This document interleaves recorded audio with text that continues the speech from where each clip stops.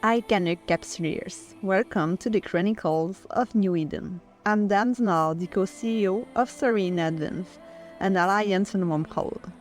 I'm also the co-host of the Canucks Capsuleers Chronicles.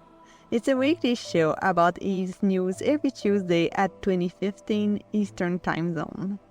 This episode gonna be about growing up Gallente.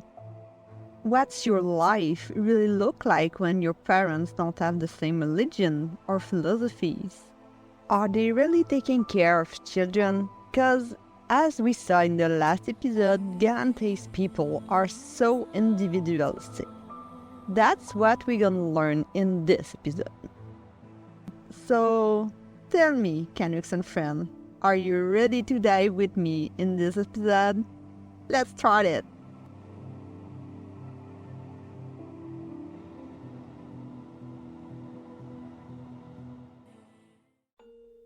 Growing up Gallente. For a Gallente child, the wealth of his family largely dictates his circumstances. To the poor, this means barely adequate health care and occasional infant mortality. To the rich, it means genetic alterations to favor certain traits and a healthy, beautiful, and fashionable child. These prizes are not universal, but common enough for many to notice similarities in rich Gallente children born around the same date. Similarities reflecting which genetics were the rage at this time. After birth, most Gallente children are largely left alone with their families for the first few years of life. Parents are given ample government-regulated leave to spend with newborns, and common child care exists to care for older children while parents are otherwise occupied. During these years, many children spend much of their time engaged in playtime activities designed to promote individual thinking and perhaps in better programs at least to identify any aptitudes or interests. The poor far worse here, though even they can often depend on at least some governmental aid. Schooling in the Federation is public and free, though quality varies widely between schools serving different social strata. In poorer and more rural wards and districts, it is not uncommon for education to be handled entirely through technological means, with human teachers few and far between. At the other end of the spectrum, many private institutions exist for specialized education for those who can afford it. Children focus in areas where they excel, but get grounding in other areas as well. Educational theory cycles in and out of fashions like everything else in the Federation. One class of students might be encouraged to design their own lessons and set their own schedules, while another might have more traditional uniforms and set curriculums.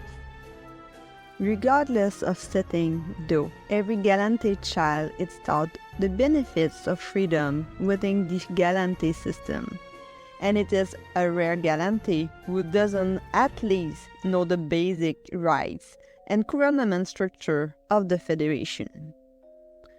Once a Gallente student graduates from elementary and intermediate education, most attend a university or academy. There are thousands of such institutions in the Federation. Some are run by member states while others operate privately. Here again, the rich often enroll their children in expensive and very prestigious institutions. Though, in many cases, a few scholarships exist at these schools for talented students of lesser means. The vast majority of students attend government schools or a variety of moderately priced private colleges. Even the destitute enroll in a basic program at a local community training center. Completing educational at a university or academy takes from 2 to 6 years, depending on the program.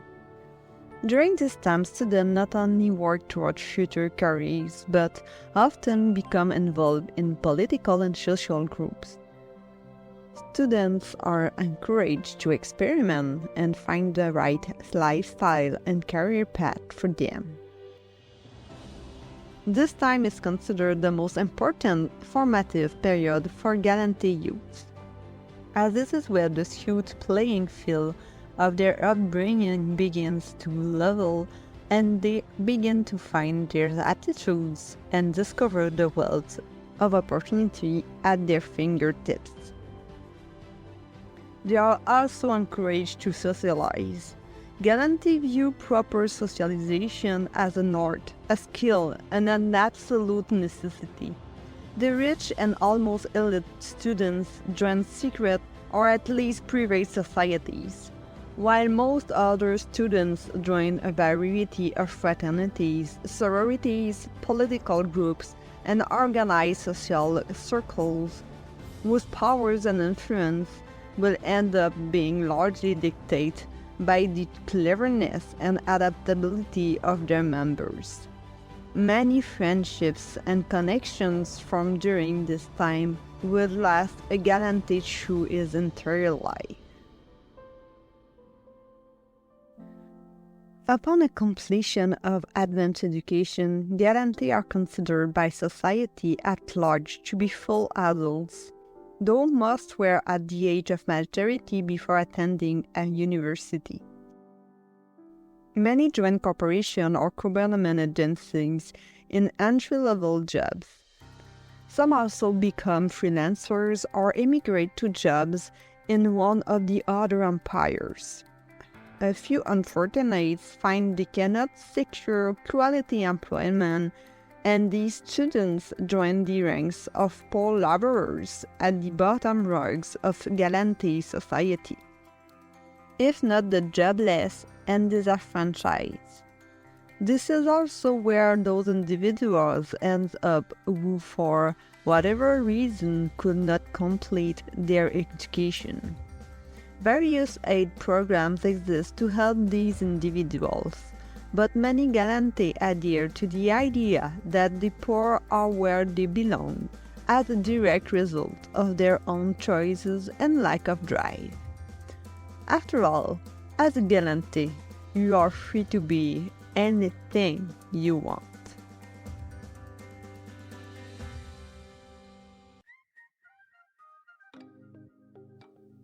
So you're free to be anything you want, but you kinda have to find a vocation or life gonna take care of you. I like the concept. That was the last episode of the Gallente series. So next week we begin the series about the job.